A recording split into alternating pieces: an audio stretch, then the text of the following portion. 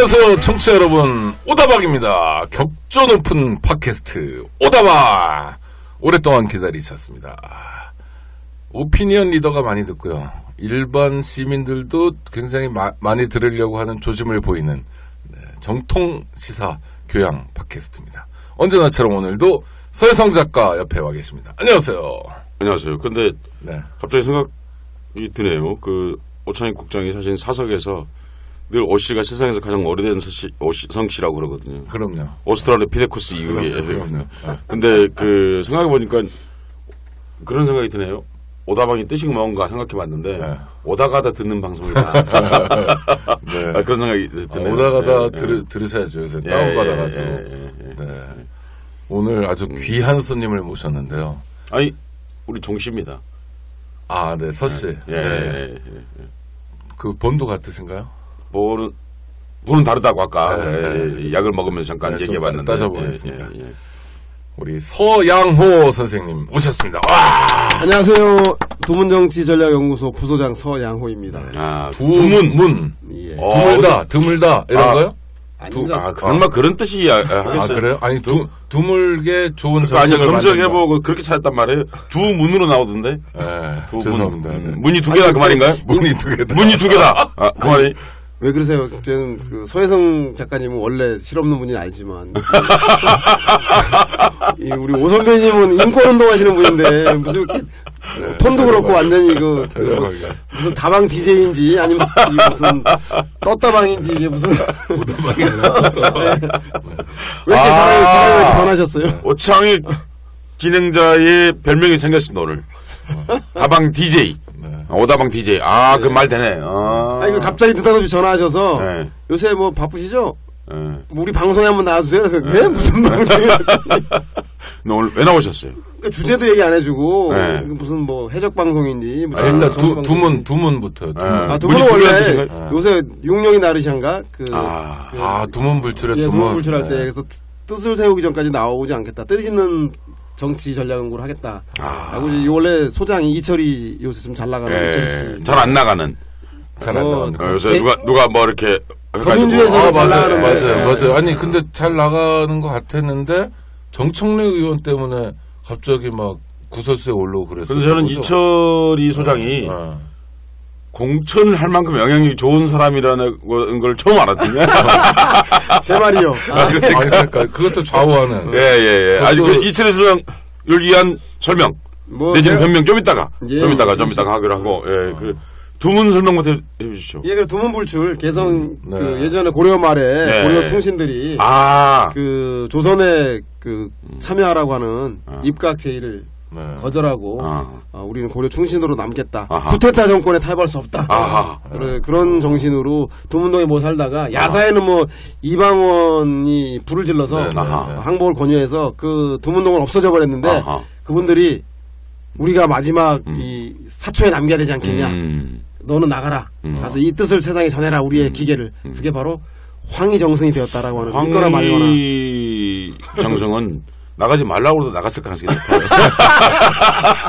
평소에 사실 우리가 뭐 알려져 있기에는 뭐 청렴한 근데 실록에 보면 이방반이 돈이나 이런 비리 때문에 계속 탄핵받거나 하는 일이 많거든요. 근데 하여튼 인간이란 게 야사하게 참 희한해서. 그분들은 젊었을 때 기계가 있었나 보죠. 하여튼 그래서 그런 두문동 그래서 뜻을 세우기 전까지 타협하고 굽히지 않겠다. 뭐 이런 그러니까 취지에서 뜻이 있을 때만 나아간다. 그럴 때 나간다고 하지 않고 나아간다 그러면. 그러니까 우리말에 나아간다.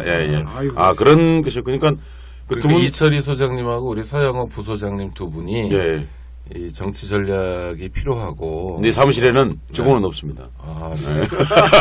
연구원 있습니다. 없어도 박사들하고 이런 사람. 잠시 실직 상태일 때 와서. 머물다 가는. 호구지책을 푸는 그런 자리로. 좋은. 그 드문동 사람들이 사실 우리 역사에서 그런 하나의 일종의 신화, 일종의 설화 같은 게 하나 있는 게 저는 좋다고 생각합니다. 왜냐하면 뜻이 맞지 않으면 나아가지 아니한다고 하는 그 말은 사실 굉장히 의미 있는 말입니다. 또 윤리적이지 않은 권력에는 영합하지 아니하겠다. 사실 그런 말도 들어있기 때문에 굉장히 좋은 말이라고 생각합니다. 그러니까 지식인이 어떤 존재여야 되는지를 스스로에게 묻는. 그렇습니다. 그런 이름이네요. 그러니까 이른바 출사를 할 때는 반드시 윤리성과 명분이 있어야 한다. 라는 점에서 한국 지식인들이 사실은 두문동의 그 설화를 대학 1학년 되면 좀 가르쳤으면 좋겠어요. 대학 1학년 쯤 되면 두문동 우리 모든 대학은 다 두문동이다. 그래서 그런 말이 사실 있으면 좋죠. 네, 과연 그렇게 살고 있는지 네. 속세에 있는 여의도 정치하면서 때묻지 않는지 오늘 사람이 숨쉬는 인권연대 사무실 오다방 떴다방에 와서 한 수 배우고 가겠습니다. 이거 큰일 났네. 네. 전문가가 오셨기 때문에 무슨 말이 다르네. 그러니까 옷장이 확 죽네. 그러네. 근데 그 나이 때 우리 정씨야. 네. 이 방송을 하는 사상 서 씨가 처음 나왔습니다. 뿌듯하시겠어요? 뿌듯합니다. 우리가 그래도 한반도의 영토를 결정하는데 가장 결정적인 역할을 끼친 우리 할아버지. 강동국주, 소희! 우리는 이렇게 통합니다. 그러니까. 옷이 누가 있죠, 옷이? 옷이는 없죠. 오스트랄로 말고 누가 있죠? 저희는 이북에서 좀 활약합니다. 누구? 본부에서. 오인영. 오진열, 오진열 좀 있어요. 인민무력부. 네, 인민무력부를 많이 장악했었습니다. 그 비슷한 분이 있어요, 연기하는. 이민군으로 나오는 오지명 선생도 오시고. 오지명. 네. 아니요, 서 씨들은 서영춘. 서세원.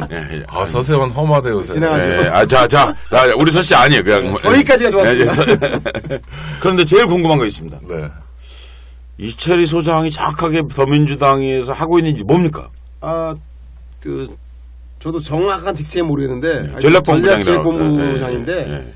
원래 전략기획본부장이 총선 전략을 수립하고 총선 전략의 핵심 사실 뭐니 해도 공천 물갈이 이런 걸 기획해야 되는데 본인이 이제 코가 석자다 보니까 그런 건지 아니면 요번에는 총선 전략 파트하고 인재 영입하고 물갈이하는 파트하고 사람을 평가하는 거하고는 구분을 했더라고요. 그거는 요번에 새로 김종인 박사하고 같이 들어오신 누구야? 김원태 전 여론조사 전문가 그분이 이제 주로 현역 의원에 대한 평가하고 새로 신진들에 대한 여론조사 경쟁력 우위 공천에 관련된 직접적인 그분이 하고 이철희 소장은 들어보니까 판세에 관련된 총선에 대한 여야의 판세 분석이라던가 총선 전략 수립하는 것, 그다음에 전략 공천에 관련돼서 누구를 전략 공천하는 게 나은지 이런 정도에 대해서 한마디로 말해서 아무것도 아니다. 그 말이죠. 그렇죠. 그러니까 실제 국회의원들 공천에 영향력을 행사하기보다 김종인 대표의 전략적 판단하는 지도부에 그런 판단 근거를 제공하는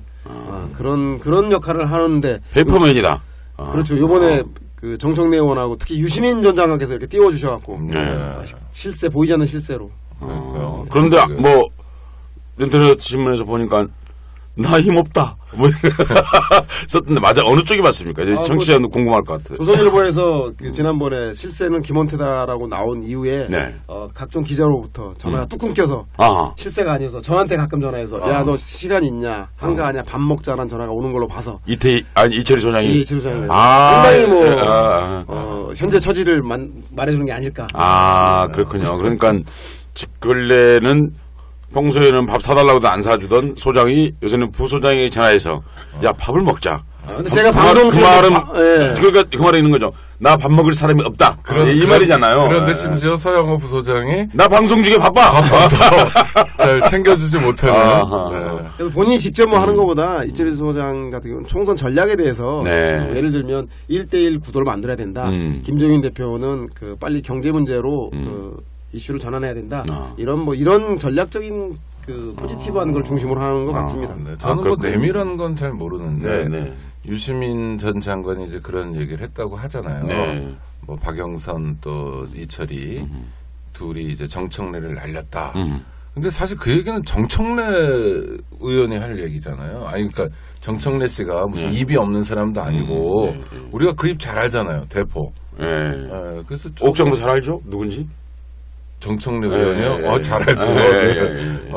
좋아하는 것도 많고 그런 분인데, 그러니까 직접 얘기할 만한 능력이 얼마든지 있는데, 이게 또 재밌게 돌아가는구나. 평소 사이가 안 좋았나? 저는 유시민 전 장관님을 되게 좋아하고요. 왜냐하면 기존의 정치라는 게 여야를 떠나서 다 모두가 지역과 세력과 이런 걸 중심으로, 금전 이런 걸 중심으로 정치가 존재하는데, 유일하게 아니지만 하여튼 처음으로 자신의 브랜드를 가지고 그리고 이슈를 가지고 이런 조직, 지역, 기반을 타파하고 팬덤을 만들어서 정치를 이끌어서 현재까지 왔던 그런 그냥 카리스마 있고 독보적인 존재라서 기존 정치와 차별성 있는 정치인을 상당히 좋아했는데 네. 이번에 좀 실망했어요. 왜냐하면 저는 뭐 이철희 소장이 있든 그 배후에 뭐 박영선이나 이철희 소장이 있는지 없는지 보다도 지금 가장 큰 문제가 이 지긋지긋한 친노 비노 구도, 호남이냐 비호남이냐 이런 지역주의와 그 계파주의를 극복하고 이 야권 분열 프레임을 극복하고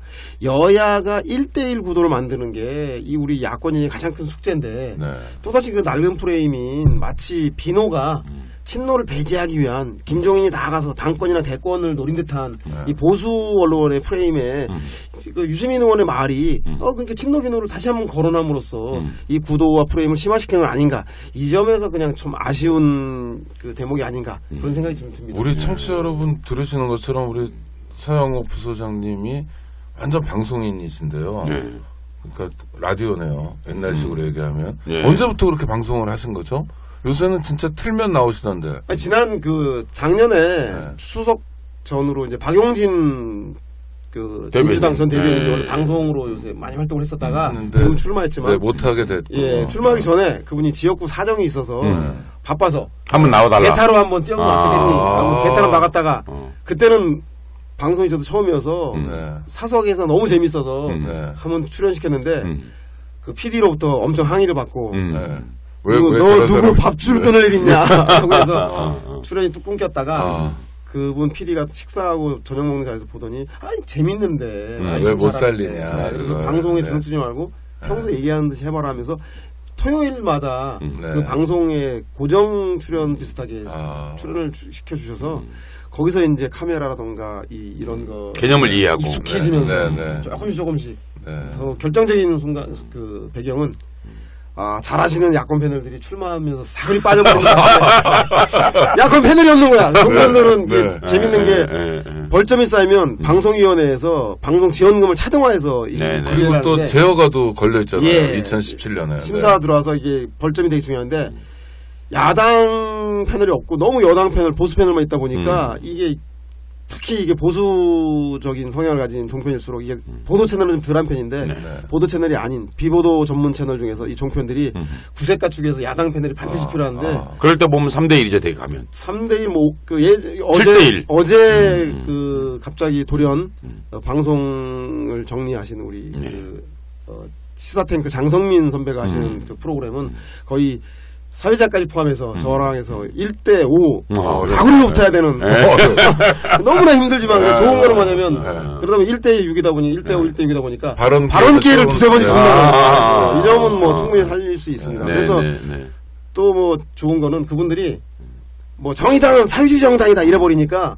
아니 무슨 정의당을 빨갱이 이렇게 얘기하면 이 아주 우리 비합리적이지 않습니까? 그런 논박의 그 지점이 너무 허술하기 때문에 그런 점에 있어서는 많이 오히려 좀 이런 진보나 야당 쪽을 설명해 줄 수 있는 자리이기도 해서 잘 살리면 좋은 의미가 있는 것 같아요. 서영옥 부소장의 얘기 속에는 사실 뼈가 있는 내용이 들어 있습니다. 한국 언론의 비균질성, 전혀 최소한의 그 균형도 맞추지 않고 있다는 걸 잘 말해주고 있는 거거든요. 그렇게 되나요? 밥줄 끊는 거 아니에요? 술집에서 한 얘기인데 사실 들어보니까 괜찮은 얘기더라 그 말입니다. 그러니까 그런데 결국 이제 그냥 자기들끼리만 하면은 이게 토론이 아니고 뭐 그냥 그러니까 정말 말 그대로 구색 맞추기를 하나 넣어놓은 거거든요. 그래서 저도 고민되죠. 구색이 될 것인가 아니면 자꾸 활용할 것인가.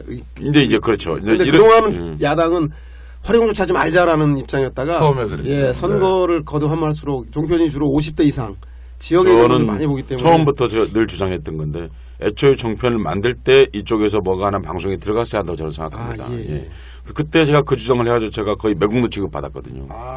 선견 지명이 있으시죠? 4개 중에 하나는 우리가 해야 된다. 계속 제가 하려면 할 수도 있었다. 할 수 있었죠. 안 줄 수가 없었죠, MB가. 그런데 들어가야 된다. 근데 무조건 거부하는 운동만 벌일 때 제가 그랬죠. 땅을 다 개척을 해놓고 지주가 정해지고 나면 다시 그 땅 달라고 하기가 얼마나 어렵겠냐.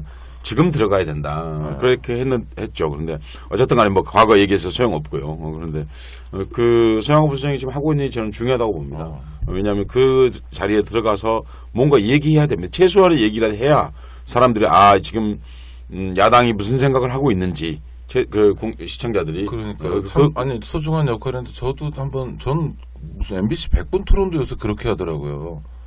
그러니까 패널이 4명인데 3대1이고요. 제가 나가보니까. 그러니까 그 사회자가 편드니까 이제 4대1로 싸웠는데. 그러니까 토론과 선전을 구분하지 않고 있는 거잖아요. 지금 사실은 KMS하고 정치현이. 그런데. 약간 자괴감도 드는데 또 이게 뭐 불법 집회 무슨 난동 이런 걸 다루는 거여서 조금 방어도 해드려야 될 것 같고. 근데 적극적으로 우리가 대응해야 될 거는 지금 종이신문이 거의 그 영향력이라든가 역할이 많이 줄어들고 있죠. 네. 여의도나 정치권이나 오피니언 리더들 사이에서는 여전히 맹위를 떨치지만 일반 국민들 지하철이나 이런 데서 신문 보는 사람은 거의 그 모바일 폰으로 주로 이렇게 그 포털을 통한 그 소식을 보기 때문에 요새는 종이하고 펜 방송 구분이 없습니다. 특히 방송은 하루 종일 이 열독성이 아주 편하게 쉽게 접근할 수 있는 매체 특성상.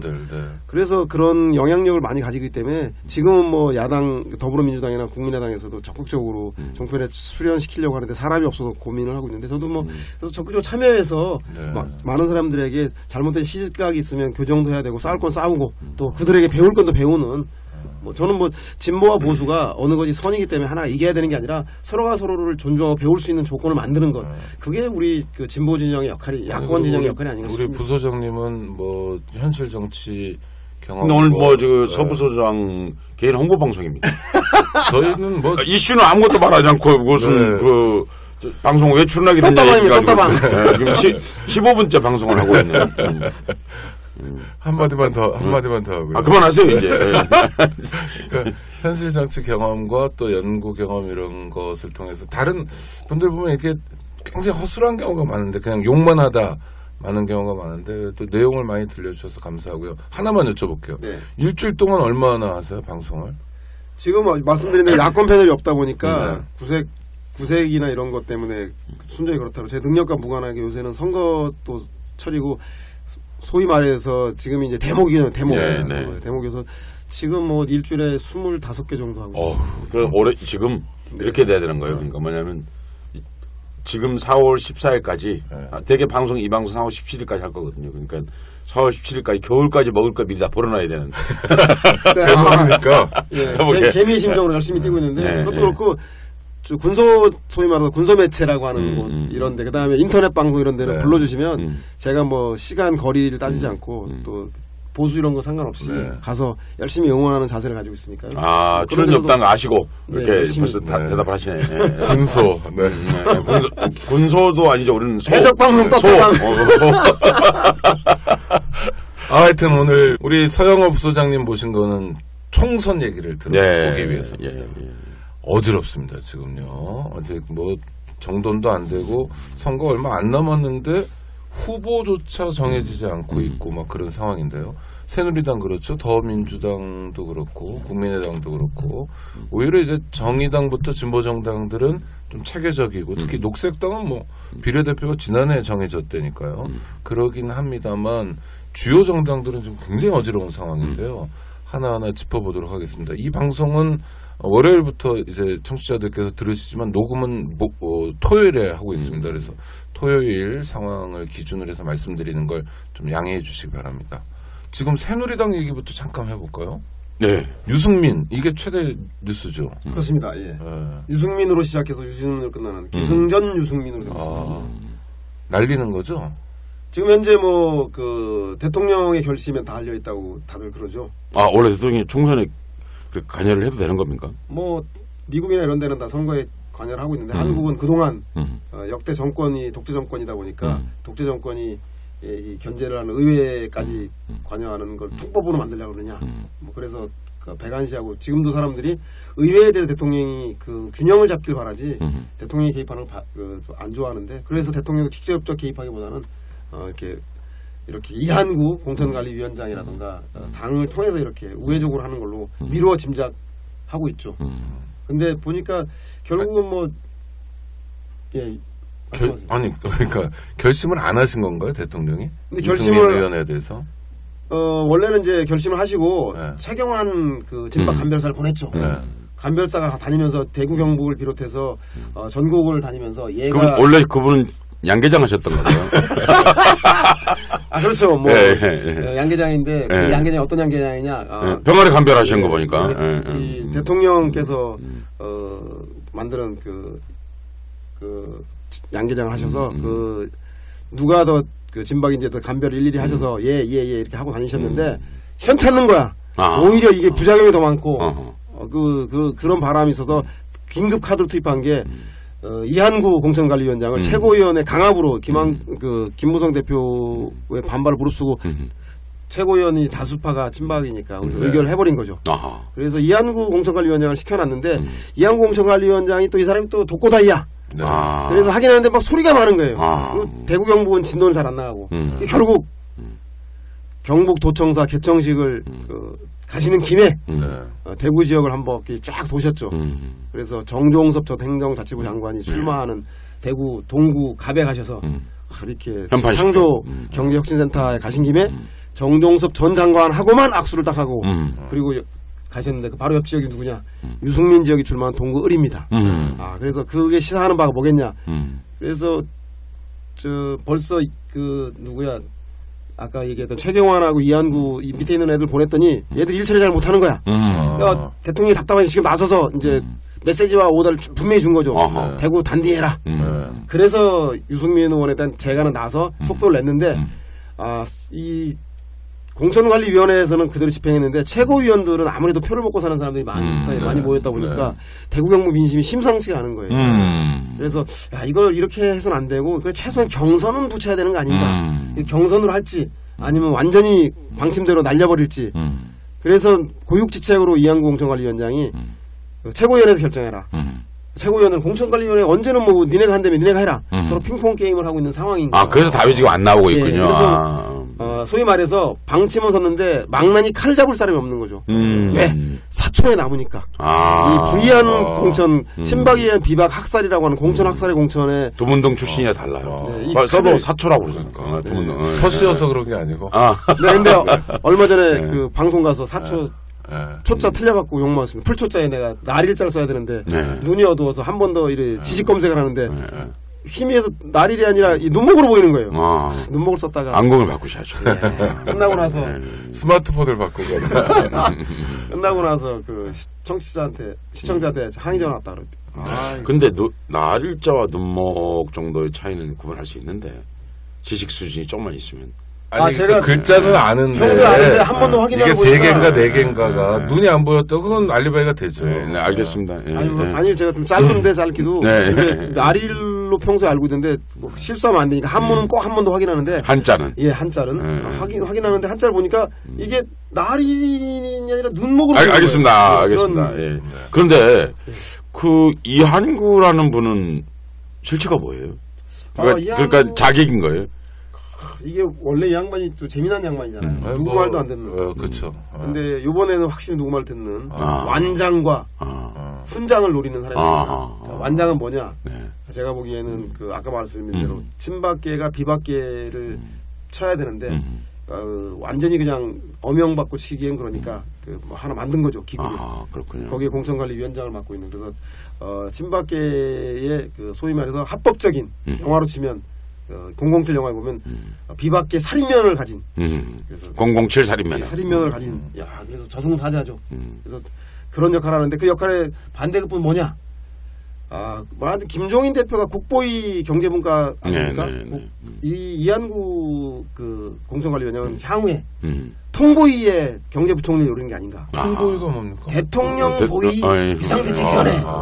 정부 입각을 해서 경제부총리를 노리는 게 아닌가. 사람들 스케일상 총리를 노려야지 경제부총리 할 사람은 아닌 것 같은데 물어보는데 이런 한쪽만 하는 이런 남을 배제하는 정치를 가지고는 제가 보기엔 시키는 일이나 잘하는 경제내야지 이 정무적인 역할 화합과 인하단계를 해야 되는 총리로 아니 황교안 씨도 총리를 하고 있는데 화합과 인하단계라고 조금 그래도 하는 쇼라도 해야 되지 않겠습니까? 쇼라도. 그리고 황교안은 속은 날카롭지만 겉은 유하게 백면 선생처럼 이렇게 포커페이스라도 하는데 이한구는 포커페이스가 안 돼요. 미혼놈은 반드시 파내야 돼. 거기다가 감정 실어서 자기 지역구 주호영하고 구청장 문제나 이런 거 트러블 있다고 해서 주호영도 묻어서 난리는.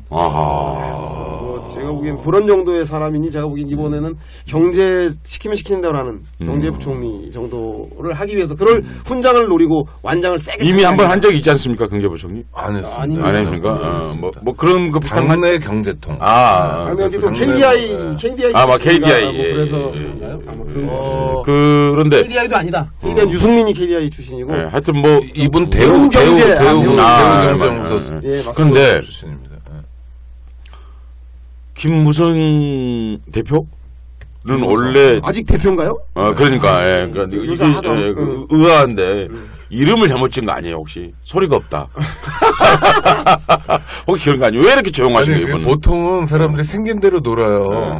그런데 이분은 침묵이 주로 대표적으로 생긴 대로 안 노는 사람이 김무성이에요. 그러니까 이분은 주로 침묵을 주특기로 하는. 원래 침묵은 금이어야 되는데 이번에 침묵은 금인지 30시간 대장이라고 30시간을 넘기지 못하는 거. 원래는 무성 대장이라고 하는 게 별명인데 제가 보기에는 방금 년 전에 나오는 무대 떡장수 무대가 아닌가. 여성이라고 하는 자기 동생 밑에서 그 동생 덕을 보는 마음은 착한 하지만 뭐 그런 나중에 방금년한테도 차여서 결국 비운의 죽음을 당하는 그렇죠. 게 무대인데 떡장수 무대가 되는 건 아닌지 요새 마지막으로 이제 찍소리 하기 위해서 마지막 근데, 저항을 하고 있는데 근데 그게 아니라 무슨 정치인이 가장 중요한 때 모든 시기가 중요한 때지만 가장 중요한 때는 역시 선거 때인데 그러게 말입니다. 선거라는 것은 옛날로 치면 전투의 지형을 가르고 장수를 누구 내보려고 저 히말라야에 누가 올라가라 에베레스트에 누가 올라가라 이를테면 누가 내려와라다는 이러는 것이 하는 장수로서의 해야 될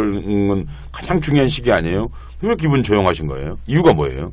청취자 여러분들 용각산 아니에요? 용각산 소리가 나지 않는 용각산을 못 알아먹어요. 요새 사람들은 옛날에 감기 가래 천식에 털어먹는 가루약 있는데 선전이 용각산은 소리가 나지 않습니다. 아버지한테 물어보시면 잘할 겁니다. 미세분말로 되어 있기 때문에 소리가 나지 않는다는 뜻인데요. 아무튼 이분 왜 이렇게 조용하신 거예요? 원래 이분이 그 조용한 이유는 원래 실권이 없다라는 소리가 있는 거죠. 원래? 원래 실권이 없다. 정상적인 사회에서 어쨌든 엄청난 다수당의 대표인데 왜 실권이 없는 거예요? 그냥 대표가 아니라 친박 대표 주자를 꺾은 대표잖아요. 그렇죠. 친박의 그 당시 상황이 국회의장도 원내대표 선거도 당대표 선거도 대통령을 견제해야 한다는 견제 심리 때문에 다 비박계가 다 됐죠. 그 비박계 좌장으로서 당대표 역할을 해야 되는데 그 뒤에 그분이 뿔이 나신 거예요. 그러더니 막 마약 사기 사건 이런 게 막 터져. 또 무슨 실권 세월호 특별법 그 시행령 문제 이런 거 가지고 막 해서 군기에 막 몰리고 이 양반이 그래서 유승민 날아가는 거 보고 정신을 차린 거죠. 까불면 죽는구나. 그래서 몸을 낮추고 가급적이면 오래 버티면서 궁극적으로는 제가 보기에는 여권 내에 차기 미래 권력을 버티면 이긴다 전법으로 나가신 그렇게 될까요? 그러니까 역대 권력은 두 가지가 있죠. 하나는 김영삼 씨 같은 경우 온실 속의 화초처럼 관리되어서 길러지는 이런 온실형 대표가 있고 이건 관제형이죠 주로. 그런 게 또 하나는 게 김영삼 대통령처럼 현재 권력과 싸워서 강한 인상을 준 리더십을 통해서 미래 권력이 창출되는 경우가 있는데 무성 대장께서 원래는 후자인 YS의 적자다. 그래서 김영삼 대통령 빈소에 상주로서 막 지키는 상도동 사람이잖아요. 그렇죠. 그래서 전당대 때 나가서 완전히 그 당대표 그 당시에 황우려 대표인가요? 아니다. 서청원 대표. 서청원이죠. 서청원 대표랑 경쟁해서 당대표까지 되어서 할 말을 하는 당대표가 될 줄 알았는데 그 유승민 대표가 날아가는 걸 보고 전법을 바꿔서 낮은 자세로 오래 버티자 작전으로 바꿨는데 그래서 지금 목소리를 내지 않고 있었는데 이번에 마지막으로 목소리를 내는 거 보고 김무성이 이제 한번 제대로 자기 목소리 내는가라고 보는 그 견해는 여의도판에서는 거의 없고 30시간을 못 넘길 거다. 헐리우드 액션이다. 저거 왜냐하면 명색이 비박 좌장인데 김무성계만 살고 유승민계 이재호계는 다 죽었다. 그러니까 그 정치를 이제 새누리당 하는 거 보면 그러더라고요. 정당은 없더군요. 새누리당은 친과 비만 있어. 그래서 앞으로 우리나라 정당을 없애자. 차라리 그러니까 친이냐 비로만 나누는 이 참 희한한 사회가 됐어요. 그러니까 오직 친과 비 속에 들어있는 정치 여러분 꼭 말씀드리고 싶은 것은 한국 정치의 완벽한 퇴행입니다. 사실은 그런 가치 중심의 체계는 완전히 소멸했다는 것이고요. 단 한 명에게 충성하느냐, 다 충성하는데 그중에서 어떻게 총선하느냐로 세계를 가르는 아주 흉악한 정치가 지금 사실 이번에 4.13 총선을 앞두고 나타나고 있습니다. 그런데 새누리당의 그 박근혜 대통령이 노골적으로 선거 개입하는 거, 지금 창조경제혁신센터인가? 창조 정치하는 거죠. 창조적 정치를 하는 건데, 그것도 이제 대구하고 부산만 가고, 아니, 빨리 보이잖아요. 근데 저는 지난번 2004년 노무현 대통령 탄핵 때 보면, 노무현 대통령은 열린우리당이 많이 이겼으면 좋겠다는가? 하여튼 그냥 앉아서 한 말씀 하셨다가 박살난 거 아닙니까? 네, 그렇죠. 그게 격세지감이죠. 그거에 비하면 나라가 후퇴한 거네요. 제가 보기엔 언론 지형 자체가 보수적으로 있다 보니까 이 문제에 대해서 크게 문제제기 안 하고 비판 정도만 하는 거고 크게 사회 쟁점을 하지 않는, 그래서 아주 다른 잣대로, 이중적 잣대로 보고 있는 건 사실인 거죠. 12년 전 잣대로 보면 탄핵을 당했죠, 벌써. 그럼 왜 그러냐면요. 그 역사를 좀 아셔야 되는 게, 친노라고 하는, 노무현 대통령이라고 하는 존재는 여당으로서는 원래는 이분들이 제일 좋아하는 게 친노 비노를 구별짓고 호남 비호남을 구별지어서 야당이 분열하고 여권이 영구 집권하는 걸 원하는 분들인데, 거기에 눈에 가시처럼 튀어나온 사람이 노무현이라는 사람인 거죠. 노무현은 뭐냐면 여당을 분열시키는 사람이니까 PK에서의 40% 득표를 뚝 잘라나가니까 거기다가 세종시 같은 행정 중심 도시라고 하는 걸 만들어내면서 충청권까지 가져가니까 오히려 영남이 포위 고립되는 걸 쓴 사람이니까 영남 분열 구도고 오히려 야권은 커지는 그 핵심이 노무현이다 보니까 이 보수 진영에서 노무현 대통령에 대한 비판은 아주 가혹할 정도로, 그래서 자기들이 원하는 야권 분열 프레임을 오히려 역으로 이용한 사람으로서 김대중 대통령의 지역 등권론에 이어서 노무현 대통령이 영남표를 분열시키는 사람으로 봐서 아주 그냥 너무 저주에 가까운 비난을 폭로하는 이유가 여당의 장기 집권을 저지하는 1등 공로. 자, 그런 말씀하셨으니 야당으로 좀 옮겨가 보겠습니다. 안녕하세요, 오창익입니다. 인권연대는 정부나 기업의 지원을 사양하고 오로지 시민의 참여로만 운영하는 100% 순도의 민간 인권단체입니다. 1999년 창립 이래 한눈 팔지 않고 오로지 인권운동에만 매진해 왔습니다. 인권연대 회원으로 참여해주세요. 인권연대 회원이 늘어나면 그만큼 인권연대의 활동도 풍부해지고 활발해집니다. 인권연대 회원 가입은 인권연대 홈페이지를 참고해주세요. 감사합니다. 국민들이 굉장히 궁금해하는 것 중에 하나가, 지금 야당 대표가 누굽니까? 김종인. 김종인이 이게 누구냐? 그러니까 이런 걸 많이 궁금해하거든요. 그리고 왜냐하면 선출로 되었던 문재인 대표 보다 고난이 한 10배 더 되는 것 같은데. 아이러니죠. 그러니까 왜 이런 고난이 어떻게 나오느냐 궁금해 하거든요. 왜 그런 거죠? 저는 압력밥솥의 원리라고 생각해요. 누르다 이제 터지는 건데요.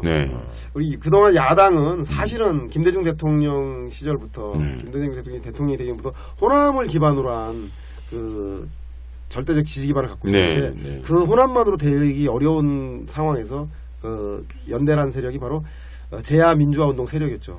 호남 세력이라고 하는 지역주의 세력과 개혁 진보 세력이라고 하는 민주 세력이 연합해서 그럼에도 불구하고 남대자 여기에 김종필이라고 하는 지역 충청 지역에 있는 민주 그래서 이렇게 해서 3자가 연대를 해서 정권 교체를 이룬 역사를 가지고 있죠. 나중에 김종필 총리가 다시 정권 교체 이후에 다시 총리까지 하고 다시 돌아갔고 그 이후에 이제 그동안의 야권의 주류였던 호남 주류와 비주류를 차지하고 있었던 민주화 세력들이 둘이 공생 관계로 있었는데, 여기에 노무현 대통령이 반기를 들고 그 당시에 이렇게 주류끼리만 해먹으면 또다시 선거에서 패배할 수밖에 없다. 그래서 그 당시 특권과 반칙 정치개혁해서 노무현이라고 하는 혼혈 단신으로 이 양반이 이 구도를 깬 거죠.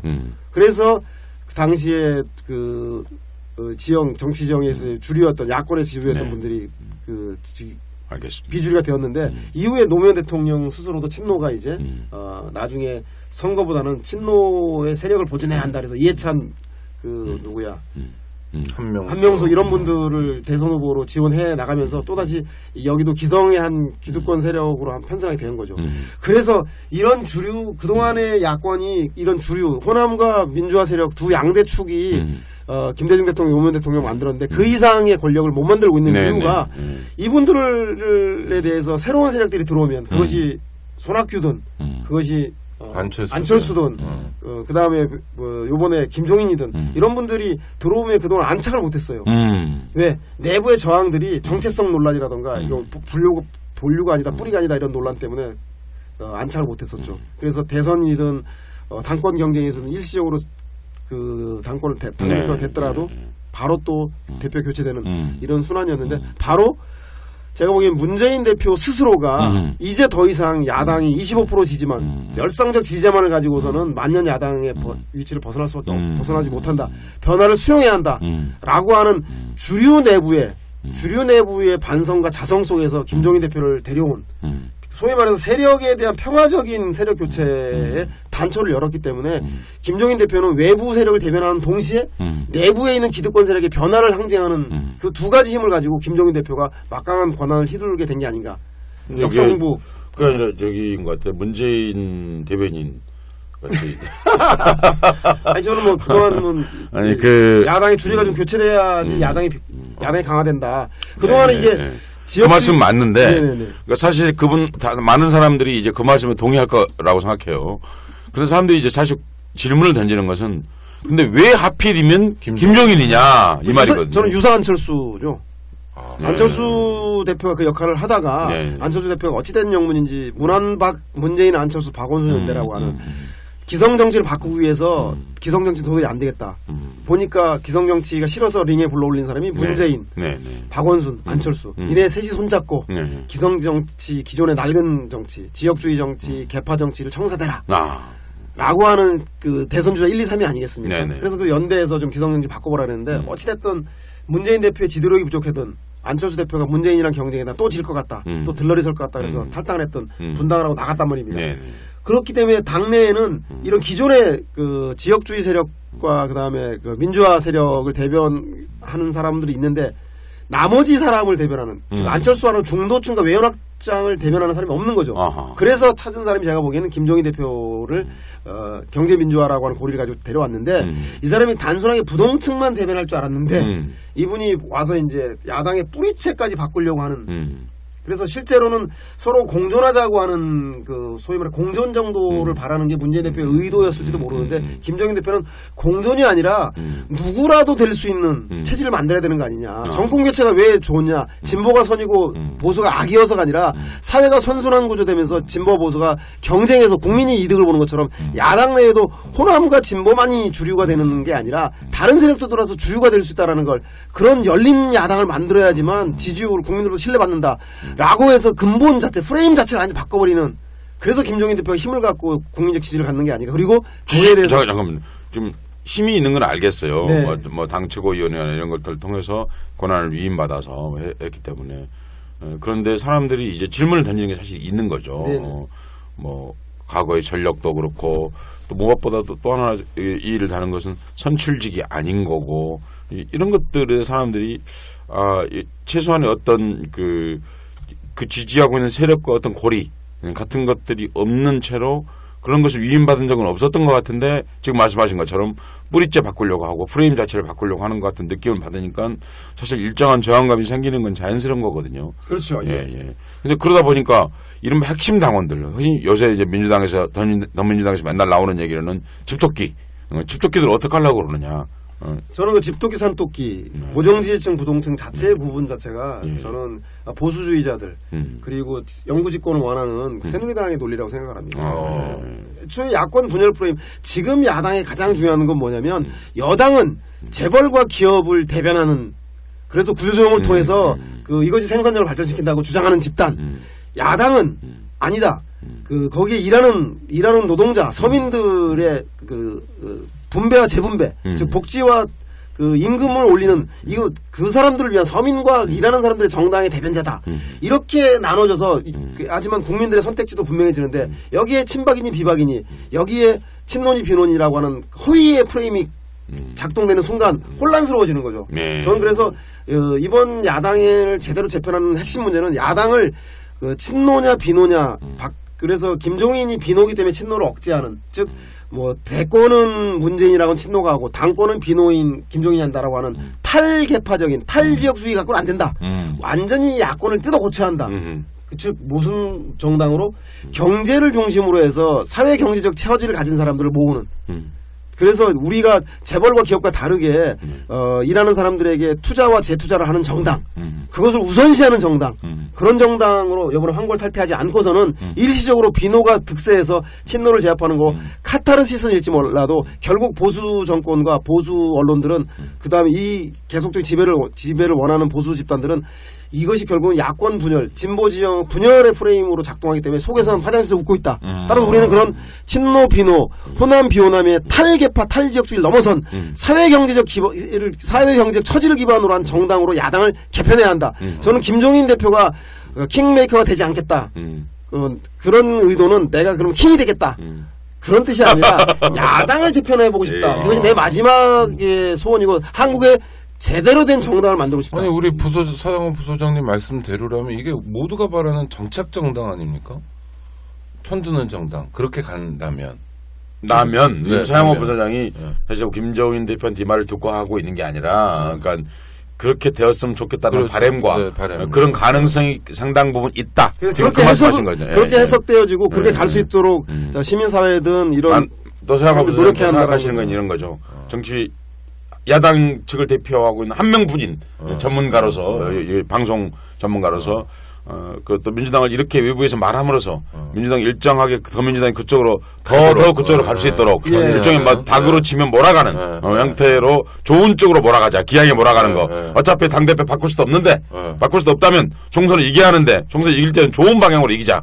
그래서 그 근본 점에서 얘기하고 있는 거예요. 평론할 때도 다양하게 그 야권 성향의 패널들도 있는데 그분들도 평론할 때는 보면 다 좋은데 야당 편은 드는데 친노니 비노니 또 구분하고 호남이니 비호남이 또 구분하거든요. 저는 그것 자체도 안 좋은 것 같다. 설령 그런 요소가 있더라도 그런 부정적 요소는 줄여나가고 이런 사회 경제적 처지를 기반으로 한 정당으로 그 보수 정당대로 그 야당의 더민주당이 진보는 아니지만 그렇게 야당은 야당대로 재편이 되어야지. 저는 그것이 자 그러니까 좋습니다. 그러면 자 여당은 일단 여당은 정리가 좀 됐어요. 양계장으로 양계장 정당이 됐다. 그러니까 정리가 되었는데 야당은 그럼 뭐라고 한번 정리하면 좋을까요? 사람들이 이 방송들 얼른 쉬워야 돼요. 그러니까 야당 김종인이 와서 지금 이게 인큐베이팅을 하고 있는 인큐베이팅은 넘었고 이미 이렇게 어느 방향으로 가는데 비교하면 뭐가 될까요?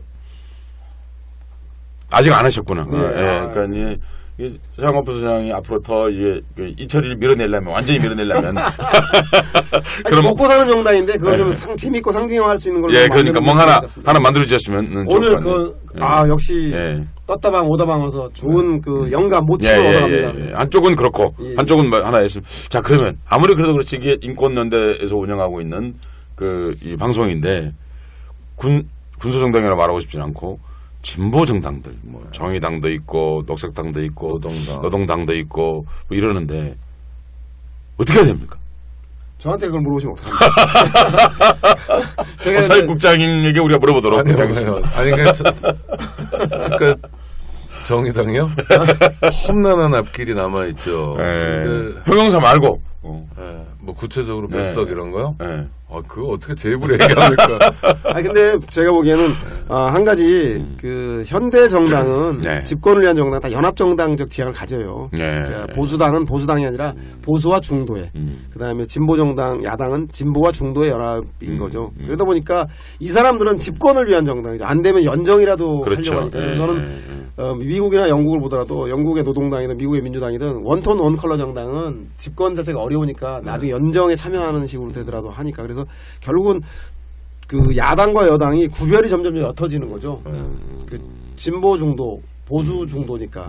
결국은 양측의 중요한 헤게모니는 중도적인 성향을 가진 사람이 잡아갈 가능성이 높아지고 새누리당에도 유승민이 인기가 있는 이유는 그 우연이 아닌 거죠. 그리고 더불어민주당에서 김종인의 스탠스 우클릭이 지지를 받는 것도 우연이 아닌 이유가 바로 한 컬러 한 색깔만 가지고 집권이 어렵다. 왜? 사회는 그만큼 다원화되고 다양화되기 때문에 거기에 좀 답이 있는 것 같다. 진보정당은. 진보정당은 집권을 위한 연합, 좋은 말로 연합이고 무지개고 나쁜 말로 잡탕 아니겠습니까? 자기 색깔이 없고. 진보정당은 원톤 원컬러 정당으로 저는 집권 시에 연정을 대비하는 자기 컬러를 갖는 게 중요하지. 그래서 희소성을 가져야 한다. 틈새 시장. 정의당처럼 백화점식 나열하는 것보다는 저는 자기 정당의 지향 가치를 분명히 하는 녹색당이나 환경당 아니면 정의당도 그 무엇을 잡아내서 몇 가지 가치를 가지고 나중에 결국은 뭐 새누리당하고 연정하지는 당분간 어려울 것 같고 결국은 이제 보수적인 야당이나 보수적인 진보라고 하는 보수 야당인 정의당 입장에서 볼 때는 거기랑 연대할 수밖에 없을 텐데 그 연정할 텐데 그렇다면 더불어민주당과 이 정의당과 이 진보 정당의 차이는 무엇인가에 대해서 정체성을 고민해 나가는 게 단순하게 양당 체제가 싫어서 3당으로서의 진보 정당을 찍는다라고 하는 아까 말한 양당주의에 기대할 게 아니라 진보 정당만의 자기 가치를 분명히 만들어서 상품성을 높이는 게 중장기적으로는 그게 재밌었는데 진보 정당 얘기 재미없어. 그러니까 이게 뭐냐면 평소에 패널로서 방송에 출연하면서 여당 얘기 많이 해보고 야당 얘기 많이 해봤는데 진보 정당 얘기는 평소 안 해봤다는 얘기야. 그러니까 언어가 정리가 안 돼 있어. 지금 얘기. 그러니까 이거 편집해. 야당까지 방송에 내보내도록 하고요. 아니, 그냥 전장호 부서장 얘기를 들으면서 느끼는 게 뭐냐면요. 아까 여당은 뭐 그렇게 동물계로 정리했지 않습니까? 그런데 야당도 여당도 사실 해당되는 건데 야당에 대한 정리를 아직 제가 딱 얘기 들으면서 세 글자로 정리했습니다. 뭐냐면 야당이 지금 필요한 건 땅, 삥, 친을 넘어라. 그러니까 땅은 지역, 삥은 돈 문제, 친소 문제. 그걸 넘어서라. 그러면 새로운 길로 갈 수 있다. 한다는 양계장. 한쪽은 땅, 삥, 친. 이 세 당을 넘어서라. 삥이 뭡니까? 돈으로부터. 삥 많이 뜯어봤잖아. 그래서. 아니, 그렇죠. 아니, 근데. 많이 뜯어봐서 그 인권의 피해자를 알기 때문에 인권 하시는 겁니까? 아니, 그런데, 방송 용어는 아니잖아요, 삥은. 아니, 종편에도 써요. 아니까 삥 정도. 방송 용어가 아닌 게 아니라 이 구어체라고 그러는 겁니다. 그것이 구어체. 그렇죠. 그러니까 땅, 삥, 친. 이 문제를 이번 총선에 넘었으면 대권이 보인다. 아니 정부에 대해서도 막 반대하는 양반이 새삼스럽게 무슨 뭐 방송용어 비방용어를 들어가지고 이제 이야 이 떴다방이 그 정도의 그 합법적인 아까 자기 스스로 자기 말에 오라이 걸린 거예요. 오피니언 리더들이 근데 쑥 그냥 넘어간 것 같은데 좀 미안해서요. 국민의당은 어떻게 되는 겁니까? 이거 참 물어보지 않고 넘어가려고 그러는데 물어봐야 되겠군요. 네. 아니 그럼요. 지금 원내 교섭단체가 드디어 됐는데. 국민의당 같은 경우는 저는 뭐 그 필요성 자체는 많이 동의했을 것 같아요. 양당 체제를 극복하고 새로운 정당 제3의 길을 가야 한다. 그걸 표방하자 그랬는데 그러려면 저는 그 색깔을 분명히 했어야 되거든요.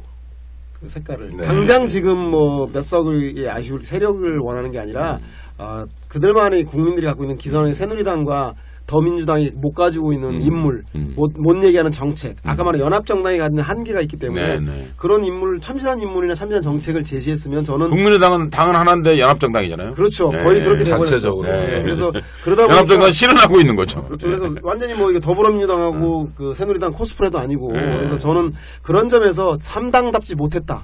차라리 참신한 인물로 프로젝트형 정당으로 총선에 나갔더라면 정의당에 상당한 위협이 될 수 있을 정도의 포지셔닝을 했을 텐데 그런 게 없이 기존의 그 더불어민주당이 탈당한 사람을 무작위적으로 데려오려는 재활용 정당 그리고 또 지역의 기존은 지역주의 정당으로 전락하는 바람에 그 이유는 뭐냐면 사실은 호남과 당내 비노들이 결합하면 친노 정당으로 더불어민주당을 만들어서 더불어민주당이 무너질 거라 생각한 거죠. 그래서 제1의 야당이 되고 싶은 과욕이 너무 욕심이 너무 앞섰던 거죠. 그러다 보니까 제3정당의 길도 대한야당 제1야당의 길도 가지 못한 어정쩡한 죽도 밥도 아닌 누룽지가 돼버린 그래서 저는 지금이라도 누룽지 맛있습니다. 그렇죠. 맛있기라도 한데 이놈의 그 제3당은 그 어디다 쓸지 지금도 제가 보기에는 겨울에 말입니다. 제가 이제 젊었을 적에 등산을 많이 했는데요. 젊었을 적에요? 예. 지금도 젊으세요? 좋습니다. 이제 한 20, 30대 때 산행을 많이 했는데요. 겨울에 이제 산에서 내려올 때 어떻게 가게 되냐면요. 반드시 앞에 낸 산에 발자국을 따라가게 되어 있습니다. 그렇죠. 전임미답을. 진짜 무조건 가게 되어 있어요. 왜 그러냐면 저기는 화방다리가 없고, 저기 사람이 갔으니까 저기는 건너가도 얼음이 안 깨지겠지. 라는 믿음을 가질 수밖에 없어요. 왜냐하면 내가 처음 길을 낸다고 하는 게 이게 보통 일이 아니거든요. 이게 사실 국민의당에게 해주고 싶은 얘기는 정말 눈 위에 첫 발자국을 내듯이 새 길을 갔어야 하는데 왼쪽으로 밟아왔다가 오른쪽으로 밟아왔다가 뒤로 갔다가 앞으로 갔다가 이러니까 사람들이 이 사람들에게 나침반을 선물하고 싶구나 할 정도예요. 이게 동서남북이 어딘지 아느냐 할 정도. 그게 제일 안타까워요. 사실은. 그러면은 총선 때 몰락하겠네요. 문학적 표현을 쓰시는 서혜성 작가 앞에서 제가 평론을 하려니까 쑥스러운데 저는 어려워질 수 있다. 한 달짜리 교섭단체 19대 임기도 한 달도 안 남은 19대 교섭단체를 하겠다고 이렇게 비치는 것보다 차라리 열심히 해서 20대 때 4년짜리 교섭단체가 되는 걸 목표로 했어야 되는데 너무 한 달짜리 교섭단체에 목매다 보니까 이 교섭단체 자체도 힘들지 않겠는가. 왜? 호남의 역설의 논리라는 게 있어요. 부메랑 효과. 호남 분들은요, 왜 그동안 노무현 대통령, 손학규, 안철수, 문재인을 지지했을까요? 이분들은 5.18의 경험 속에서 고립을 너무너무 무서워합니다. 고립, 세상으로부터 단절되는 호남만 학살당한 학살의 밤.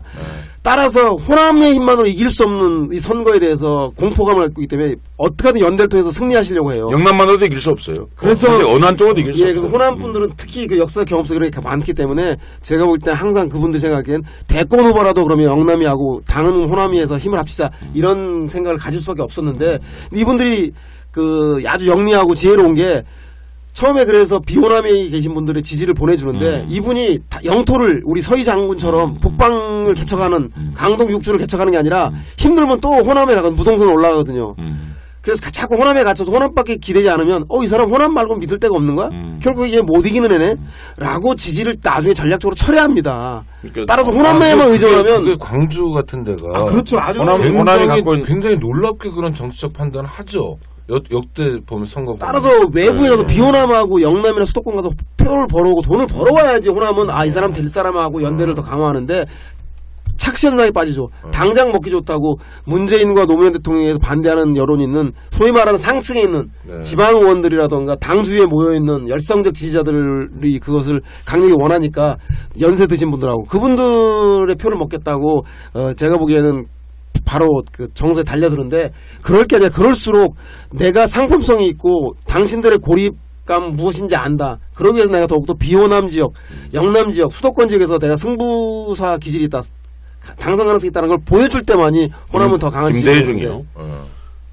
70년대 이후에 그리고 강작설 이후에 망월동에 가는 게 87년입니다. 맞습니다. 기차가 없어서 못 간 게 아니에요. 그러니까 무슨 얘기냐면, 서해는 호남의 작가답게 진짜. 그러니까 왜 그러냐면요.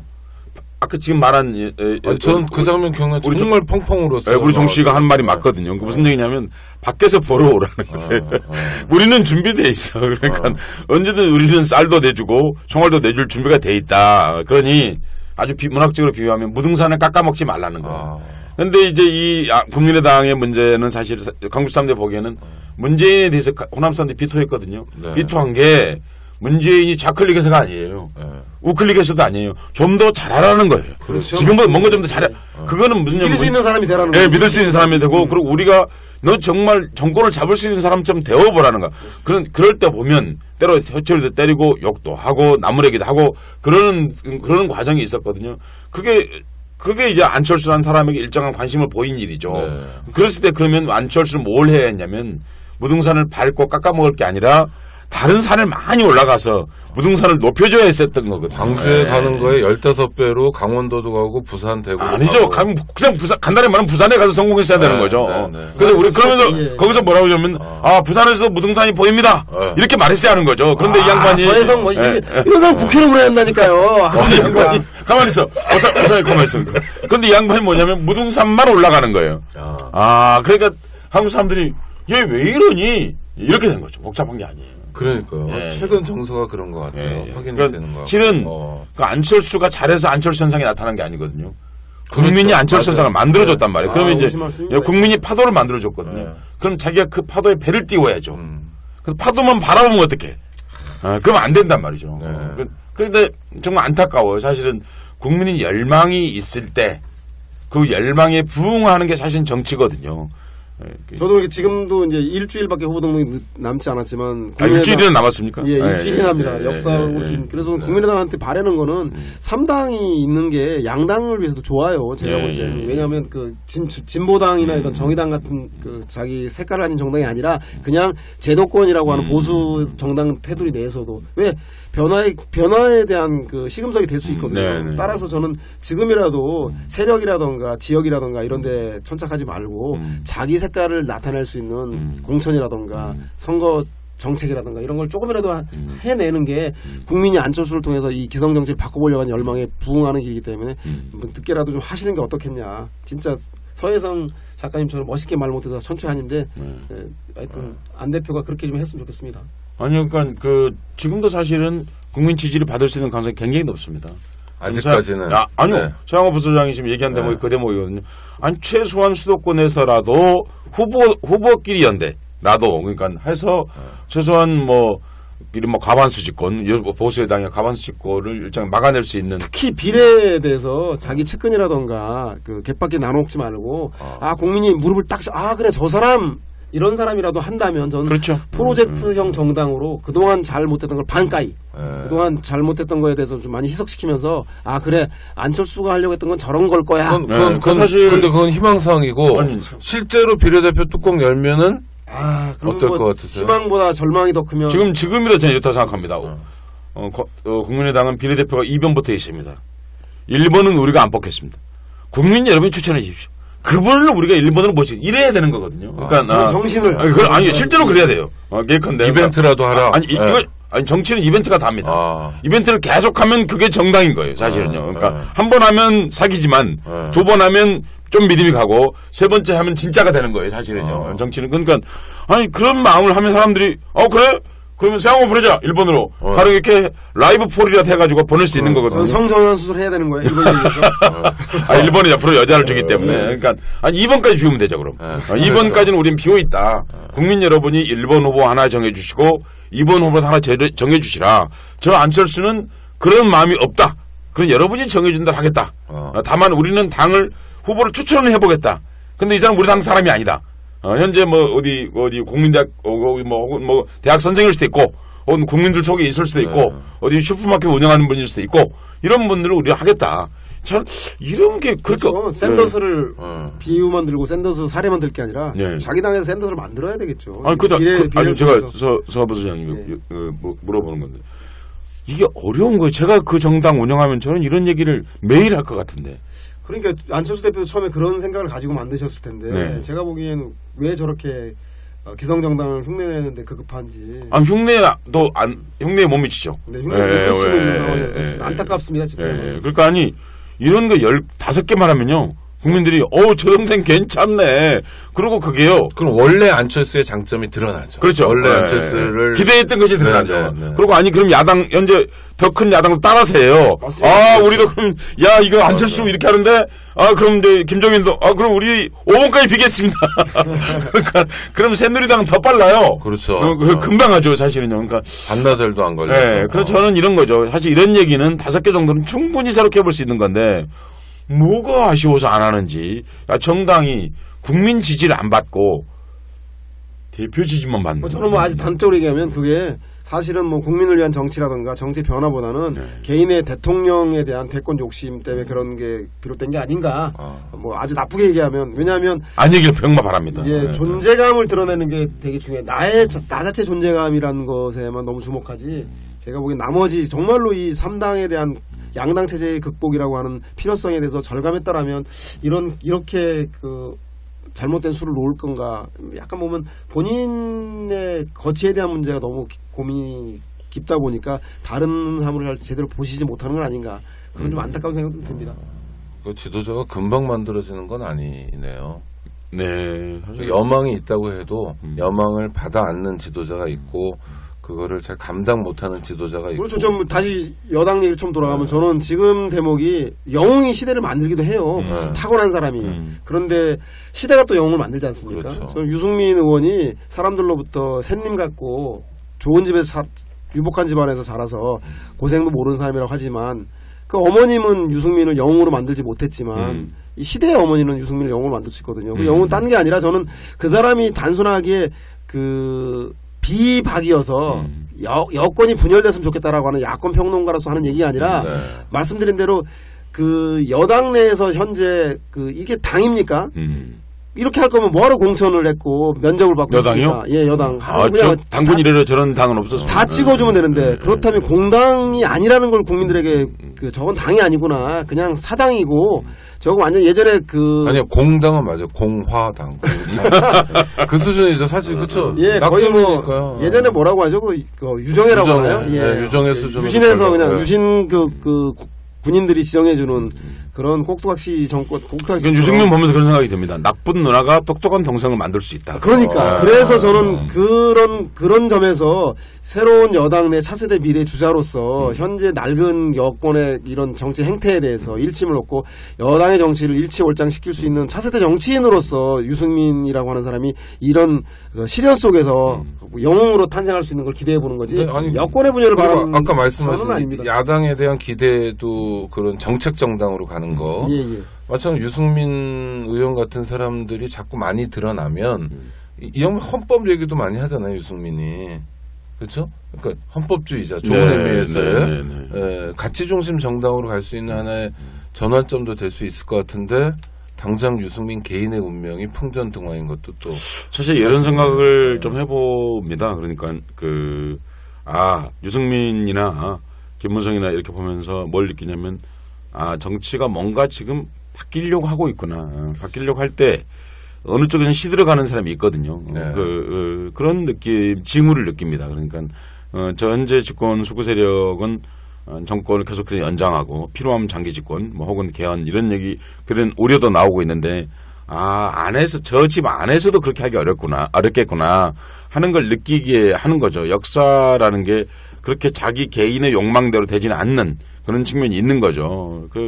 그래서 그런 것이 현재 집권 세력 내에서 대중들이 보수주의적인 사람들임에도 불구하고 간단하게 말하면 대구에서 유승민을 밀어내고 있는 좋은 의미에서 밀어내고 있다 이런 생각을 해보게 됩니다. 저는 여기 오다방 우리 청취자 여러분들이 단순하게 진보 진영이기 때문에 보수의 분열이라던가 또 내지는 진보 정당이라고 하는 정당을 지지하기 때문에 보수 야당 더불어민주당에 대해서 비난하고 힐난하기보다 정체가 저는 항상 주장하는 게 진보는 선이고 보수는 악이고 또 보수가 보기에 보수는 선이고 진보는 악이다. 선악의 개념으로는 정치를 해석할 수 없습니다. 이게 옳고 그름의 문제가 아니라 저는 서로가 서로를 존중하고 누가 더 옳은지에 대해서는 저는 정치는 그걸 혜택을 받는 국민들의 선택의 몫이다.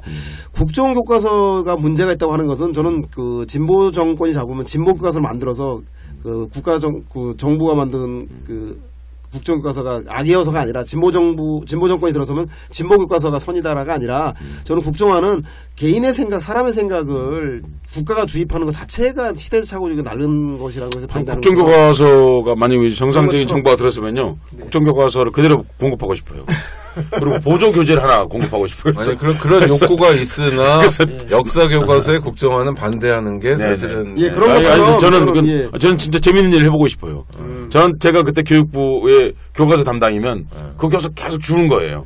그리고 보조교과서 하나 주고 자도 하나 주는 거예요. 역시 진보 방송이 왔군요. 역사 교과서 나오면 자도 하나 주고 빨간 펜도 하나 주는 거예요. 틀렸다. 이게 끄어라. 이렇게 하는 거 학생 스스로가 제가 말씀드리고 싶었던 건 그래서 두 분이 다른 얘기를 하신 겁니다. 네네. 그래서 저는 여당이든 야당이든 진보 정당이든 간에 그 안에서의 긍정적 흐름은 서로 응원해주고 키워주고 그동안의 기성 정치가 가지고 있는 부정적 흐름은 비판해주는 그런 게 필요하지. 진영 논리로 딱 나눠서 내가 하는 잘못은 잘못도 옳고 제가 하는 좋은 거는 나랑 싫어하는 애가 하는 좋은 거는 싫어하는 애가 하기 때문에 싫다라고 하는 흑백 논리보다는 저는 맞습니다. 진영 내에서 잘하는 부분에서 서로가 격려해주고 지원해주는 게 전체 정치발전 사회발전 정치가 굉장히 오늘 오다방이 아니라 서다방, 양서다방 이렇게 가는데요. 좋습니다. 근데 그러기 위한 전제는 우리 서영훈 부소장님 말씀하신 것처럼 역사 교과서의 국정화는 안 된다라는 상식적인 선들이 담보돼야 되잖아요. 그렇죠. 예. 그건 시대착오적이죠. 어떻게 간첩을 조작하냐 이런 거 있잖아요. 무슨 국민들 최소한의 사회적 합의 있어야 되죠. 예. 핸드폰을 그렇게 다 뒤지고 난리치고 하여튼 예를 들어 공직자들을 임명할 때 기준 같은 경우도 최소한 10년 전, 15년 전 수준은 지켜주고, 근데 저는 이게 지금 허물어져 있고, 그 허물어진 정도가 아주 심각한 상황이어서 지금 말씀하시는 서로가 이제 좋은 것을 주고받는 유럽의 뭐 진보 보수 정당들이 하는 것처럼 이게 너무 어려운 게 아닌가 싶은데 어려워도 가야 될 길이 있죠. 그렇기 때문에 국가가 그 개입을 최소화해야 됩니다. 국가가 개입했을 경우에 정당이든 뭐 국가 교과서, 역사 교과서든 간에 내가 보기 국가가 개입했을 경우에 아까 말한 건전한 경쟁 자체가 뿌리째 흔들리고 어떤 정권의 안정적 기반이라고 하는 그것만 고민하기 때문에 지금 변질되고 이념화되기 쉽기 때문에 저는 국가 개입을 최소화하고 알겠습니다. 그 내에서 그 진보 진영과 보수 진영들이 경쟁해 나가는 게 훨씬 더 마지막으로 시간이 뭐 금방 갔어요. 우리 소시들이 똑똑하니까. 마지막으로 아까 하는 거 질문이었고요. 마지막으로 이철이를 위한 변명. 하시죠. 뭐에 대한 이철이를 위한 변명. 정청래 등. 이철희 소장은 저는 뭐 나머지는 뭐 정청래 그런 중요한 게 아니라 이철희 소장이 하고 싶어하는 정치는 제가 말씀드린 아까처럼 친노니 비노니 그 호남이 비호남이 아니라 야당을 사회 경제적 처지를 기반으로 한 일하는 사람 서민의 정당으로 바꿔서 저 여당이 사실은 재벌과 기업을 위하는 그런 정당이고 그래서 국민들의 선택지를 높여서 여야가 서로 상호 경쟁하면서 그 결과에 대해서 책임지는 그런 정치를 해보고 싶은 게 이철희 소장의 꿈이에요. 그래서 그것을 이철이가 실제로 그렇게 생각하고 있는 겁니까? 네, 그렇습니다. 그래서 이철희 소장이 이번에 비례대표를 하고 싶고 총선에 참여한 이유도 바로 대선에서 그런 그 여야가 정당 정치가 그 정립되는 계기로 이 총선과 대선이 자리매김되는 역할을 하고 싶다 이런 소망으로 그러려면 제야에서 두문불출하고 얘기를 해봐도 그것도 의미 있는 일이지만 방송을 통해서 마이크를 하니까 그게 소리가 커지더라. 그러면 원내에 들어가서 배지를 가지고 이런 총선 기획과 대선 전략을 하면 양당이 이런 그 사회 경제적 처지를 기반으로 한 정당으로 자리매김되는데 우리의 대변자, 상대의 대변자 이렇게 정당이 왜곡되지 않고 이렇게 한국 정치를 발전시키는데 진일보하지 않을까. 그래서 쿨하게 붙어보고 안 되면 뭐 쿨하게 물러나겠다. 이렇게 한 얘기가 그 이철희 소장이 진심이니까 그것은 뭐 믿어주시면 좋을 것 같습니다. 잘하겠습니다. 그리고 마지막 그만 겠습니다. 방송 전문 방송 출연이 되면서 방송에 되면서 오다방 떴다방 와보시니까 어떠십니까? 네, 뭐 행색은 떴다방일지 몰라도 다른 기성 방송에 비해서 스튜디오도 작고 아담하고 소박하지만 그 사회 공기가 되는 그래서 이런 항상 그 초심을 잃지 않는 이런 게 있어야 우리 사회가 전체 큰 흘러가는 경랑수에 휘말리지 않고 자기를 돌아볼 수 있는 거울 같은 시대의 거울이 되기를 바랍니다. 아직은 아니다. 역시 평론가들은 뭐가 있어요, 그렇죠? 뭔가 복선도 있고 미늘이 숨겨져 있어. 깔리는 게 있어요. 숨겨져 있어요. 되기를 바랍니다. 그 말 속에 노력하겠습니다. 다 들어있네요. 아직 아니다. 더 열심히 해라. 근데 내가 돈도 못 받는데 바쁜 내가 출연해줬다. 그 말은 진짜 생각된 거예요. 연대. 청취자들에게요, 총선을 맞아서 진짜 뭐 물론 이제 텔레비전 방송에서도 많은 말씀 하시지만 정말 그냥 인간 사양으로서 여태까지 살아온 이력이 있고 고민했던 게 많이 있으시잖아요. 그냥 진솔하게 한 말씀 하신다면 선거 앞두고요. 이번 선거 어떤 의미고 또 우리 청취자이면서 곧 유권자인 젊은이들이 특히 젊은 사람. 젊은 사람이 많이 듣나요? 이거? 그럼요. 그럼요. 우리 둘 학생들이 많이 듣고 저는 안 들으면 기말고사에 문제를 낼까 그래 하세요. 문제. 저는 뭐 정치나 우리가 내가 인생을 살아가는데 여러 가지가 있잖아요. 내가 하고 싶은 일, 꿈. 네. 근데 정치는 그런 꿈을 실현하는 데는 아닌 것 같아요. 근데 저는 보니까 그 현실에 있어서 내가 하고 싶어하는 일 중에서 할 수 있는 일을 이 타협되는 지점. 네. 즉, 내가 원하는 후보가 없어. 내가 원하는 당이 아니야. 그런 내가 원하는 걸 찾지 마시고 내가 할 수 있는 일 속에서 합의될 수 있는 게 뭘까? 그런 걸 찾아나가는 정답을 찾아나가는 게 선거인 것 같아요. 그래서 저는 여당이든 야당이든 제대로 지켜보시면서 그런 하고 싶어하는 일과 할 수 있는 일들을 잘 찾아나가는 것. 이번 선거는 핵심적으로 저는 관전 포인트가 친노니 친박이니 비노니 비박이니가 아니라 정말로 내가 먹고 살기 힘들고 취업이 안 되고 그리고 비정규직이고 잘리기 쉽고 어려운데 이런 처지가 있는데 이런 문제를 해결해 줄 수 있는 나의 정당은 어느 정당일까? 아주 꼭 그렇진 않지만 근사치에 가까운 정당은 어딜까? 그것이 소수 정당이든 다수 정당이든 여든 야든 간에 그런 걸 찾아보고 그리고 상대 정당은 감언이설을 하더라도 그렇지 않은 정당인 것을 즉 세상에는 저는 그렇게 선거라는 것은 백화점식으로 다 정당이라는 것은 정치라는 것은 선거라는 것은 백화점적인 걸 백화점식으로 다 줄 수 없거든요. 그 중에서 내가 보기엔 딱 선택지는 저는 정해져야 한다. 투표로 찍느냐 마느냐이기 때문에 그 찍느냐 마느냐의 범위에 속할 수 있는 정도만 선택해야 한다. 그것이 저는 정치고 정당이고 투표인 것 같아요. 그래서 내 처지를 대변해 줄 수 있는 가장 가까운 정당이 무엇인가를 찾아내고 그렇지 않으면 가장 가까운 정당을 이렇게 만들어내기 위해서 이메일도 한 통 보내고 SNS에 글도 한번 올리는 그런 거를 하는 게 이번 선거를 하면서 우리 모두에게 좀 과제가 아니겠나 싶은 생각이 듭니다. 그러니까 선거라는 건 매우 현실적인 선택이다. 그렇습니다. 네, 이런 말씀이셨고요. 우리 서 작가님 뭐 처음으로 이제 저 집안분을 만나셔가지고 네. 즐거운 방송을 하셨는데 네. 뭐 이철이가 없으니까 참 좋다. 그래서 박영진도 너무 똑똑해 이철이. 박영진도 좋다. 우리 정치가 나와서 앞으로 방송을 평정해 주시기를 바라고 좀 자주 더 우리 떴다방에 좀 더 나와 주시기를 부탁을 드리겠습니다. 대답을 안 하시네.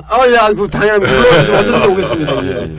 네, 청취자 여러분 즐거운 방송이었는데 굉장히 중요한 정치 의제를 다뤘습니다. 이건 뭐 선거라는 이벤트가 아니라 선거가 어떤 의미여야 하는지를 제대로 분석한 시간이어서 참 고맙고 좋다는 생각이 듭니다. 격조 있으시네. 그럼요. 전 시작과 끝만 격조. 네, 이것으로 격조 있는 방송 오다방 이번 주 시간을 마무리하겠습니다. 두 분 감사합니다. 고맙습니다. 안녕하세요. 장발장은행의 대표를 맡고 있는 홍세화입니다. 200만원, 300만원 벌금을 내지 못해 감옥에 갇히는 분이 매년 4만 명이 넘습니다. 장발장은행은 이분들에게 무이자 무담보로 대출을 해주고 있습니다. 장발장은행을 후원해 주시기 바랍니다. 실로 모든 게 엉망으로 치닫는 듯한 세상이